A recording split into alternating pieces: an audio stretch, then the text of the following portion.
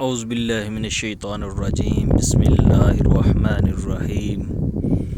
خواب میں قیامت دیکھنا، گناہوں سے توبہ کرے گا، مظلوم ہو تو ظلم سے نجات پائے گا، قیامت قائم ہونا، حاکم ظالم ہوگا اور قحط پڑ جائے گا، توبہ و استغفار کرے گا اور نجات ہوگی۔ قیامت میں حساب دینا، تنگ حال ہو جائے گا، نقصان اٹھائے گا، پیسے کا محتاج ہوگا۔ قیامت میں پاس ہونا،